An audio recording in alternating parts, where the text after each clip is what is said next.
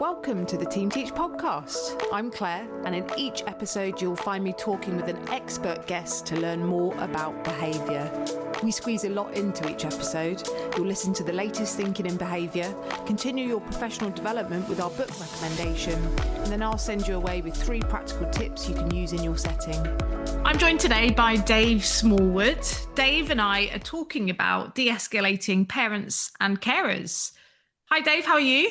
I'm good, thank you, Claire. How are you? I'm very well. I know you call yourself the co-host, but we haven't done an episode together for ages. So I'm really super excited for us to get our teeth into our topic today. Would you mind just reminding the listener, as they haven't heard your voice for so long, who you are and what you do? I'm sorry, it has been a while, hasn't it? My name's Dave. I am a principal trainer for Team Teach. I deliver Team Teach courses across the country, sometimes in different countries. I have a background in working with children that have a diagnosis of autism in education. Yeah, I think that's... Do you want any more from me, Claire? I think that is adequate. Let's say that. No, Dave always undersells himself. Very experienced, and yeah, we're very lucky to have you on the podcast today. And just for the listener, they'll obviously hear my voice when they're listening fairly regularly. And I'm Claire Edmondson, like Dave, a principal, Team Teach tutor, various different experience in different sectors. So education, mental health. And I've also worked in adoption and fostering services. So that's me, that's Dave. We're going to start the pod kind of how we usually do, where we think about a reflective question, what we wish we knew then that we know now about the topic. I think it's just another person, I think. In schools, we used to have different views on parents. And I know it can get quite difficult with parents and carers sometimes, but they're an extension of their child or the individual that we're supporting. And really, they're probably just trying to fight for what's right for their child. They're not there to be necessarily aggressive towards us. But what they're doing is they've gone into to fight and flight mode, really, and they're just trying to say something to us. So just like the individuals that we support, we need to have a certain amount of empathy for them and understanding first. And I think that's the thing that I wish I knew then. How to engage my empathy for parents rather than for only for the individuals that are supported. Yeah, it's really interesting you say that because it sparked something in me when you were talking about the empathy, but also parents, carers being in kind of flight, fight, freeze mode. Because literally, as you were saying that, I was thinking about my example, not very good at active listening because I was thinking about what I was going to say. But I was thinking about when I first started teaching, and I did the graduate teacher route, you know, when you get kind of chucked in the classroom and you learn on the job. And I was constantly in fight, flight, freeze mode. Like I wasn't treading water. I was sinking and just barely sort of taking gulps of air. Or that's what it felt like while I was learning, but also like just past qualification, I still felt like that. And then my capacity for empathy was, I would say, almost zero for parents, carers, because I just was myself in that fight, flight, freeze mode and sort of barely treading water. So I think what I wish I knew then that I know now is that it does get better, and that capacity for empathy kind of has the opportunity to improve. But I can't realistically go back to then and be like, you know, come on, Claire, you should have shaken yourself up, really empathized with parents. I don't think I had capacity right then. And I know that other people's experiences will be different, but I do think that holding on to this idea that you kind of will get better at it. I don't know if that resonates or makes any sort of sense to you. It does. And from my experience of meeting a lot of teachers in my work recently, the pressures are really there on staff. Mm. Maybe we start there, don't we? It's the pressures are huge on staff. The changing need in the classroom. Um, we're having to change our approaches in the classroom. So staff have got all of this pressure on them. Um, and then added to that, we've got parents that are trying to get their child's needs met in that classroom, um, which makes it all really, really difficult. So I have a lot of empathy for staff at the moment in um, mainstream primary, mainstream secondary, because it's all coming in at them, and to have the capacity to empathise with parents is, I don't know, is it there? Is it at the top of our priority list? But it will get better. Um, it will. Yeah, and it does. And now I think I spend quite a bit of time on team teach courses. I've said this on the podcast today, so apologies if people are kind of hearing this again, but I know when we do an activity around behaviors that kind of challenge us, sometimes staff really start digging into parents, carers, and kind of placing all blame, responsibility, and kind of on everything onto the parents, carers. And I do spend quite a bit of time trying to tap into the empathy that staff have for the children in their service, children, young people, trying to extend that to parents, carers, because and this isn't all staff. Like this, just does crop up sometimes on a team teach course, but I do think that that can be incredibly hard to do when you're having a really hard time at work. And also thinking about the topic of today, that you might have parents coming onto site and carers being absolutely furious for various reasons, and then having to soak up that fury and spend time de-escalating parents. So I understand why it can kind of come to a crescendo, but I think there is a lot of work to be done in building that bridge between school staff, parents, carers, but also starting that with switching on that such beautiful ability that most staff have of being empathetic to their children and young people, but extending that where we can to parents and families. Did you know that you can become a trainer and deliver Team Teach training to staff within your own organisation? Have the flexibility to choose when, where and who you deliver your training to throughout the year. Find out more about this cost-effective option on the Team Teach website. It must be so difficult to have these challenges throughout the day with the children. Then you open the door at the end of the day, everyone's getting the bags on and leaving, and then the parents are stood there, and then you have to take it again. And then like people think, oh, I've had a really difficult day, and now I'm facing this now. But for that, something that I've always tried to do. I mean, it's difficult. Those parents that might display some sort of behaviours that push our buttons, shall we say, or um, angry or upset parents or carers. Uh, they're like our high profile individuals that we support, the children in the classroom, that maybe need a little bit more support and a little bit more attention. They're very similar to them. So what I've done in the past, actually, with great success, is just notice things about them when they're calm and happy. Um, oh, you've got a new car. I notice you've got a new car, or oh, have you had your hair cut? And it's looking lovely. Little droplets there.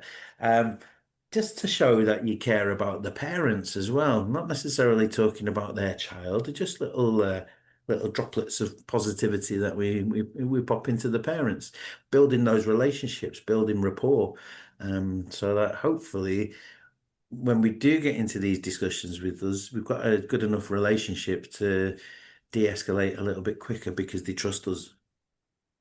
Yeah, that idea of building connection, and no matter where we are in our career, I think we all can agree that connection is so fundamental in our relationships, which then makes your de-escalation so much easier because you've already got that foundation of connection, relationship.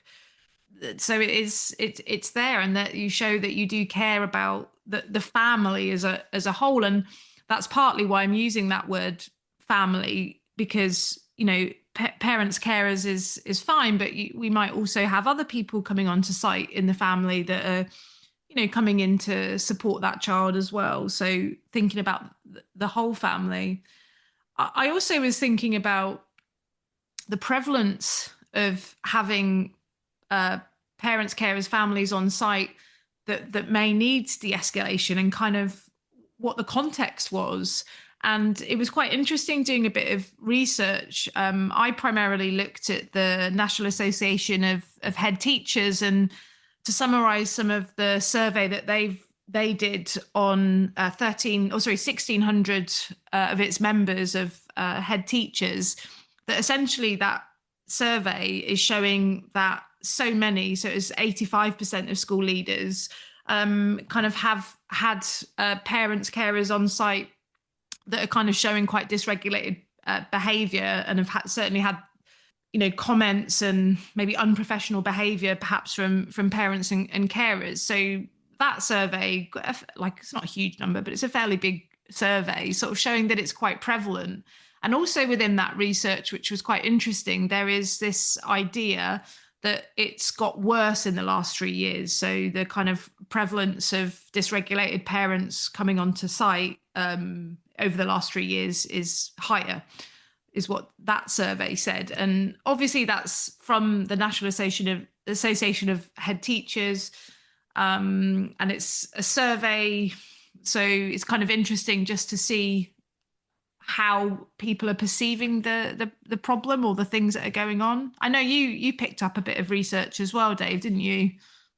I did, and I think just to say from my experience of going into a lot of schools, I think it's probably quite accurate, the statistics that you were just saying. But this that I found in educationsupport.org.uk, and this is where I found this, in a survey of over 3,000 staff. 84% of staff who told us that verbal or physical abuse by pupils or students has increased believe it's due to a lack of provision for students' physical, emotional, and mental health needs. I think there's a link. There has been a rise in the behaviour from parents, but there's also been a rise in the change of needs of the individuals that we're supporting. So the change of needs in schools has changed quite significantly. So I think there's possibly a link there to say, well, the parents' behaviour has changed because maybe they're just really, really trying to fight for the rights of their children that have specific needs. And what we've got in front of us is not somebody that's meaning to be aggressive, but someone that's actually in fight and flight mode, just trying to get whatever they can for their children, to get the education that they should have. I think that those stats really can start bringing home that empathy in us.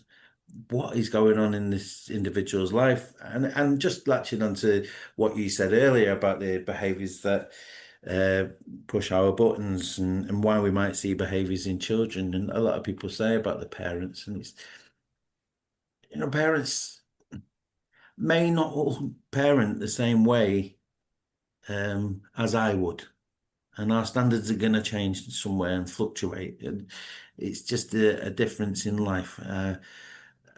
And we've got to take that into account. Culture, financial difficulties. We've got to take all those things into account. And I think we shouldn't always take the easy route and say it's because of the parents. It's, well, how difficult is it for the parents? What support do they actually get? say, for instance, their child gets a diagnosis in autism, and they're told their child's autistic. Now, uh, how much information do they get about autism then? How much signposting do they get about where to go for support? Um, and I believe not a lot, really. And I say that from my own personal experience. Uh, there's not a lot of signposting that happens and not a lot of support offered. So I think they try the best with what the information and support that they've got. Um, and it's not always as we see it from our point of view as staff. They do have more difficulties than we imagine they have. Um, so I think that's where that fight and flight comes from. I'm desperate. I don't know where to go. I don't know who to ask. Please help me. That's what we've got. We've got someone in front of us that's saying, please help me. Please help me support my child. Please make sure that my child gets the education that they're entitled to. I'm scared that this isn't happening. So if we look at it from that point of view, then we might have a different approach to the situation. Yeah, and I think loosely what you're saying there as well is this idea that I know it threads through the podcast an awful lot, but that when we apply this idea that behavior is a communication, and we as staff are trying to understand that communication, that the a parent carer coming in a very dysregulated state is some sort of communication to us, and it may be communicating something quite different from the anger that prevails in front of us. It might be masking like huge amounts of anxiety that the parent carer is facing around supporting their child.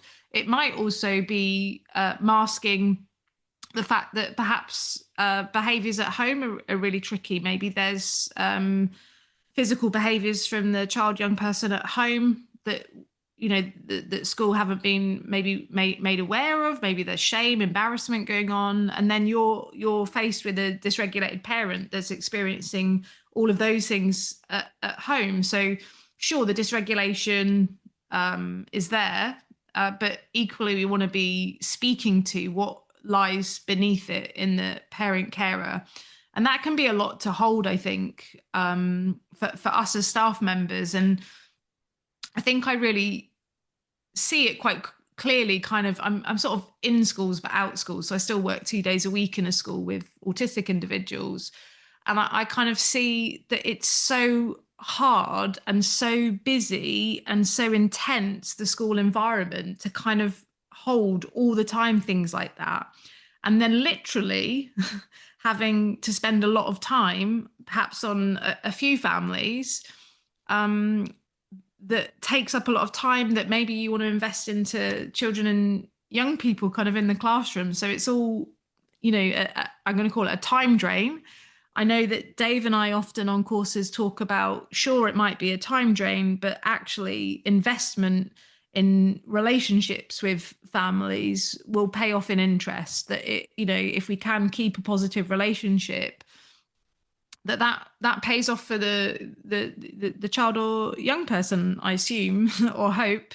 So Yeah, I think so. I've been there myself, and my child's been allowed out of school at the end of the day, and they get projected towards me, and then that's it. I walk off, and I don't have any interaction with the teacher. You'd spend that little bit of time at the end of the day introducing yourself and talking to parents, and that time is so well invested. So in September, if you invest that time in September, come May, June, you've got a whole horde of happy parents there. yeah, exactly. And I know listeners really appreciate it when we get quite practical with the podcast. So I was thinking of putting a scenario to you, Dave, around what would we do? We have this like fictitious parent carer coming onto site, and they're absolutely livid. They've come onto the school playground. What are we going to do? And, to support that parent carer in that moment. Um, I think if we revert back to our team teach training and use the calm acronym, Yeah. communication. Think about our communication, our stance and our posture. We communicate a lot through body language, and gesture, facial expressions, tone. I did read something actually, which is kind of disagreed with. It's about using a calm tone but assertive to show your authority. I think we've got to be careful of that because we're going to have some parents that have had some negative experiences with education and they see us as a person in authority. So I think we do have to be a little bit careful with that we don't become too authoritarian. I think, is that the word, Claire? I don't know. Yeah, it is. Yeah. But use a calm tone. Think about our body language. So that's the first one. That's the C, communication, awareness and assessment. And I'll bring in the M as well, making safe. Just to be aware of what's happening around you. If you've got someone that's quite aggravated, we're probably best taking them to a different environment because there's other people around. There's an audience. There's other parents. There's children.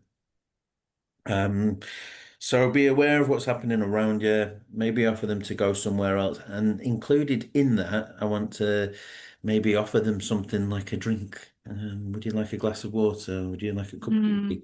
I think that goes a long way with people. Just it just projects those values that should underpin our practice. I care about you. Just something small. And then listen to them. Give them time to say their piece because it's valid. Validate those emotions. I can see you're angry. I can see something's happened. Let me get you a cup of tea and I'll sit here and I'll listen to what you have to say. Give them that time. We might disagree with what they say, but let it out. Because they need to say something, they need to get it off the chest, and then we'll try and find a solution. But we can't find the solution when everybody's in a heightened state. So let's use our active listening skills to calm the situation down and then look for solutions together. There you go. Yeah, no, I really like that because it's like hopefully something really tangible for listeners to hold on to using the acronym. And one thing I just want to add in, and this is something that I feel quite passionate about really when we're thinking about de-escalating anyone really. I mean, we talked about it at the start of the pod, didn't we, Dave, where it's just like, well, de-escalating parents is the same as sort of supporting our children, young people. But one thing is about this authenticity as well, because I feel like when we have strategies like Dave's given something really tangible actually that people can just take to listen to and then do it. But I do think there is this thing about it needing to be authentic and coming from a place where you actually really genuinely do want to have a solution and you have time for these individuals, even though they're showing behaviors that are not particularly socially acceptable or very desirable, that you do really care about them at the end of the day and you care about the outcome. And I think that authenticity is really important when we are trying to de-escalate someone. And I think that we can do it really well, but laying the groundwork, like we said earlier, I think is the key bit. Because if we already have some sort of connection, it's going to be even easier to show that authenticity that we actually do care because we've shown it consistently across the school year or however we've done it. I think that makes a huge difference. And I also think about safety as well in that acronym that Dave talked about there. I think that if you do have a family or parents, carers where you're not so sure about it and there has maybe been incidences that have been more on the risky side, then you do your usual risk assessment and making sure that you're in a nice safe place where you can access the exit, where you have another member of staff present, to help support you. And maybe that helps to keep you to feel calm and regulated and then have a kind of more productive kind of meeting with that person where you're feeling quite safe that you've done the reasonable things, to help you sort of feel safe within it. But yeah, I think those bits, that calm acronym really help that authenticity, really. Absolutely, yeah. And you're right with that authenticity.